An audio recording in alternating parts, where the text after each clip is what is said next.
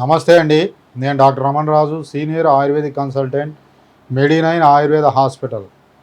మనం ఈరోజు skin disorders దాంట్లో ముఖ్యంగా విటిలిగో గురించి తెలుసుకుందాం. విటిలిగోను మనం తెలుగులో బొల్లి మచ్చలు అని చెప్పడం జరుగుతుంది. దాన్ని ల్యూకోడర్మా అని కూడా మనం చెప్తాం. ఆయుర్వేదంలో స్విత్రం అని చెప్తాం. ముఖ్యంగా మనకు చర్మంలో పై పొరలో మెలనోసైట్స్ అనేవి ఉంటాయి. ఇవి మెలనిన్ అనే ఒక పదార్థాన్ని ఉత్పత్తి చేస్తాయి. మెలనిన్ అనేది చర్మపు రంగును నార్మల్గా ఉంచడానికి తోడ్పడుతుంది. మెలనిన్ ఎక్కువ ఉత్పత్తి అయితే దాన్ని హైపర్ పిగ్మెంటేషన్ అంటాం. దాన్నే మనం మంగు మచ్చలు అంటాం. అదే మెలనిన్ తక్కువ అయితే దాన్ని హైపో పిగ్మెంటేషన్ అని, విటిలిగో లేదా స్విత్రం అని చెప్పడం జరుగుతుంది. మరి ఇది దేనివల్ల వస్తుంది అంటే ముఖ్యంగా చాలామందికి విటమిన్ డి తక్కువైన, లివర్కు సంబంధించిన సమస్యల్లో, అదేవిధంగా థైరాయిడ్ సమస్యల్లో, ఈ వంశపారంపర్యంగా కొంతమందికి వేరే ఆటో ఇమ్యూన్ డిజార్డర్స్లో ఇది ఒక లక్షణంగా వచ్చేటటువంటి అవకాశం ఉంటుంది. మరి ఆయుర్వేద శాస్త్రరీత్యా కూడా కొన్ని విరుద్ధకరమైనటువంటి పదార్థాలు అంటే చేపలు పాలు కలిపి తీసుకోవటం, తేనె నెయ్యి కలిపి తీసుకోవటం, పాలల్లో పులుపు పదార్థాలు కలిపి తీసుకోవటం, ఇంకా ఆయుర్వేదం పూర్వజన్మ కర్మ వల్ల కూడా ఈ విటిలిగో లేదా తెల్ల మచ్చలు వస్తుందని చెప్పడం జరుగుతుంది. మరి దీంట్లో ముఖ్యంగా ఆయుర్వేద శాస్త్రరీత్యా 3 రకాలు ఉంటాయి. మన రసధాతువును ఆశ్రయించి వస్తే ఏమవుతుంది, రక్తాన్ని ఆశ్రయించి వస్తే ఏమవుతుంది, మాంసాన్ని ఆశ్రయించి వస్తే ఏమవుతుంది అనేది. రసాన్ని ఆశ్రయించి వస్తే మనకు అది రెడ్ కలర్లోను, రక్తాన్ని ఆశ్రయించి వస్తే కాపర్ కలర్లోను, మాంసాన్ని ఆశ్రయించిస్తే వైట్ కలర్లోను ఇలా మనకు ఉంటుంది. అంటే మనకు పై లేయర్లో ఉంటే ఒక కలరు, డీప్గా పోయే కొద్దీ ఒక కలర్ వస్తుంది. ఎప్పుడైనా సరే డీప్గా వెళ్తే తెలుపు రంగు వస్తుంది, దురద కూడా వచ్చే అవకాశం ఉంటుంది. డీప్గా పోయే కొద్దీ మనకు తగ్గడం కొంచెం కష్టమవుతుంది.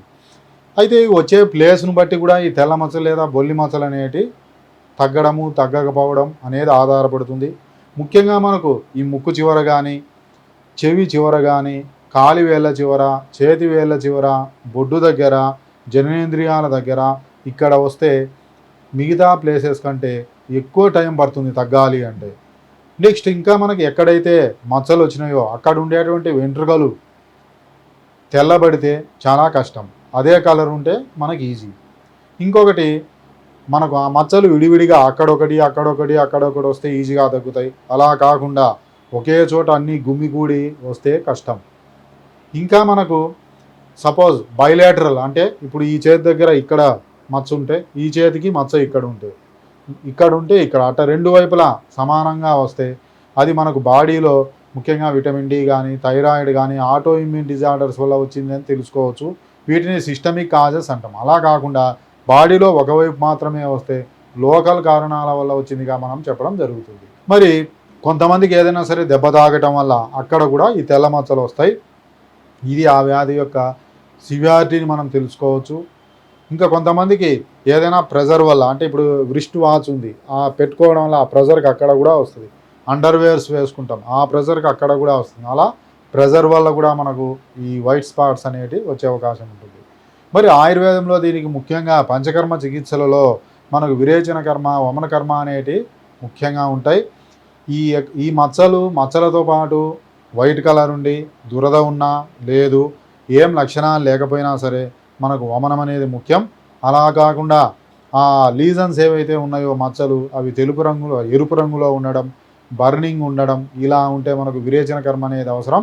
ఈ పంచకర్మలు వమనం, విరేచనం అనేటి ముఖ్యంగా మనం ఒక బండిని కొంటే దాన్ని సర్వీసింగ్ ఇస్తాం. అట్టనే మన శరీరాన్ని కూడా ఒక సర్వీసింగ్ ఇవ్వడం, మన బాడీలో ఉండే టాక్సిన్స్ అన్ని బయటికి పంపించడం ద్వారా మనకి మెలనిన్ సరిగ్గా ప్రొడ్యూస్ అవుతుంది. ఒకవేళ విటమిన్ డి, థైరాయిడ్లో హెచ్చుతగ్గులున్నా అవన్నీ కూడా నార్మల్గా వచ్చే అవకాశం ఉంటుంది. ఇవన్నీ కూడా మన మెడి9 ఆయుర్వేద హాస్పిటల్లో లభ్యమవుతున్నాయి. ఇంకా ఈ మెడిసిన్స్ ఎలా, అది కాపర్ కలర్లో ఉన్నాయా, లేదా రెడ్ కలర్ ఉన్నాయా, వైట్ కలర్ ఉన్నాయా, దురద ఉందా, మంట ఉందా, పిన్నుతో పొడిచినట్టుందా, వీటిని బట్టి మనకు ట్రీట్మెంట్ అనేది మారుతుంది. జనరల్గా మనకు రక్త శుద్ధికర మందులు, అదేవిధంగా ఇమ్యూనిటీ పెంచేటి ఇవి ఇవ్వవలసి ఉంటుంది.